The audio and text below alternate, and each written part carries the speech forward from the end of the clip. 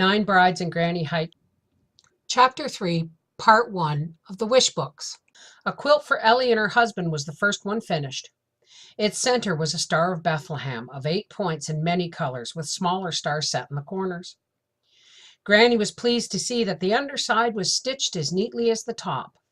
Never would coverlet be prettier or more welcome up on old Dad Knob, where the winds blew and Ellie and John had their little home. But the quilt was still taking shape. There was more to be heard from a Beckett. "Corey," the needleworkers prodded. "Remember the party at your house after Ellie returned from the fair?" Yes, Corey remembered. It had brought her vast pleasure. "Tell us how you thought that party up." "But it just happened." "Well, tell how it happened." So Corey dug back. Corey knew that her sister was coming home with tidings incredible and exciting. She could hear Ellie singing and laughing on the trail above the Beckett house, laughing crazily for sheer jubilee and racing downward. Here was Ellie, and here, after an urging and a pulling, was the tall, shy boy. His name was John Lee. The way John kept worshipful eyes on Ellie while he stood in the presence of Mrs. Beckett and Corey told Corey all she needed to know. He certainly didn't think Ellie's hair was a drab of tow, or her nose a nub, or her girl flesh a strip of thong leather from chasing chotes up and down hillsides. Like Corey, he considered Ellie the most wonderful person in the world. But when healthy, happy, home-longing, child-craving Ellie twisted halfway around in her skid to get at a shirt tail and undid the knot with trembling fingers, Corey learned how successful the business part of the journey had also been. One by one, Ellie laid the greenbacks on the blue and white coverlet of Corey's bed. 7 victorious oblongs of crumpled paper, with curly Washingtons and black-bearded Lincolns frowning out of oval frames. Ellie explained all, how she'd won the prize and then sold the carving. $27. It was more ready money than the Beckett household had ever seen. Then Ellie fotched the wish book, laid it on the coverlet beside the greenbacks. It was almost as if she'd told Corey she could get up and run. That thick, frayed mail-order catalog had been Corey's ever since she was 10, and at the moment Corey was 16. The book had been left behind by the Peelers when they moved west. Spangled with 2,000 pictures, it was the pumpkin coach that had taken Corey on countless Cinderella journeys. Never a day but she had pored over its gray-white pages, and by their magic skimming on shining skates, swirling in taffeta, sitting before parlor organs, or doing her hair with jeweled combs and brushes. "Now you shall pick out whatever you want, clear up to $27, and it will be really yours," Ellie told her in that brand new wood thrush voice, and kissed Corey on the forehead.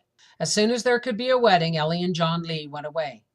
The brave old wish book and Corey settled down to practical business. To the last musty whiff of the 500th brown-edged page, Corey knew the treasures contained in that 2-pound stack. But until now, Corey had only been a wisher. Now she was to be a haver. It thrilled and scared her. She studied until she knew the heft and feel of every article pictured in the book. And here she was doing it all over again, but this time with the purchase price in her grasp. It was so important, so vastly important to be right and to have no regrets. And it stretched out the fun. Sometimes Ma helped. Ma took the book in her hands, which work had never managed to make unpretty, and with eyes not used to reading, she looked mighty hard at the splendid glitter. She saw so much for a body to hanker for that she always ended up by shutting the book with a clap. Apple cores and astrakhans and arch supports and Smyrna rugs and steel ranges, the things one could buy if greenbacks grew on hemlocks. But the thing that counted, she vowed, and the only thing, was the fulfilling of Corey's want and wishing. That was what Ellie had whittled her fox and made her journey for. Such fortune wouldn't knock on the Beckett's door again. Uncle Bide was another whose advice Corey sought. He came in from his grimy forge and took the book in his paws. He did his best to sort out something for Corey while keeping his eye off anvils, hoof knives, and spring wagons. He liked the lady tacking down 8 fluffy pads of cotton in an elastic mattress, and was strongly taken with the woven wire springs.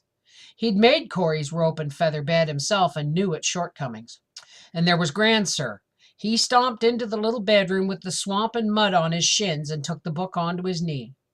He went past the corsets, bust pads, petticoats, and hair switches as if they were porcupines getting ready to quill him, but he slowed down at the breech-loading hammerless shotguns. Grandsir had been knocking crows out of the corn with a muzzle loader all his life. Since most of the merchandise was for people who were up and doing like himself, he wasn't much help to Corey. But he did finally light on a magic lantern and a kit of slides of the Klondike Gold Rush and Far West, including grizzly bears and big trees. He thought she might find a peck of enjoyment in owning that. There were the neighbors whose opinions Corey invited whenever they dropped in. The Vaseys of Little Piney, who numbered 17 and lived on parsnips. The 14 Annabelles up the mountain who lived on buck and beans and anything they could borrow. The ridge-running Hardys, father and 3 sons who lived on whiskey and tobacco. The 8 Cornets deep in the Laurel who lived on practically nothing, and Amos Toller, keeper of the mountain store, and his grandson Kyle. Few of these neighbors could move through the type, but not anyone yielded to anybody at reading pictures. "That's what I'd get if I were you, Corey," urged Aunt Aretha Annabelle, pointing to a trust guaranteed to help one sit up, if not actually walk. Lavisi Vasey, tall and spare, squealed over the smooth, dainty Nainsook nightgowns. "If I had skin as soft as yours, Corey," said Lavisi, "I'd purely want something nicer below the neck than flour sacking." And Uncle Ep Tidney put in the powerful word for a beautiful rest-easy fringed hammock with lay-back pillow. From end to end of the holler, everyone rejoiced in the jackpot of pleasure and comfort that had come to Corey Beckett. Corey worked on her list until it figured out to $26.90, counting shipping costs. She added 7 cents for candy, allowed 3 for the stamp, and made out the ruled form at the back of the book. Uncle Bide, who was stretched out extra long from axe swinging, but walked with a lurch because the axe had come down wrong one time, gimped the 2 miles to the post office at Toller's Mountain Store. Corey hadn't figured on a money order, but old Amos Toller insisted on supplying that. It was one of the privileges of representing the United States government at Toller's Corner, he said, and he'd be responsible for the 15 cents himself until Congress refunded him the money. Corey asked Uncle Bide anxiously, "How long will it take for my package to come?" Warned Bide, "It's likely to be a right wearying spell, Corey."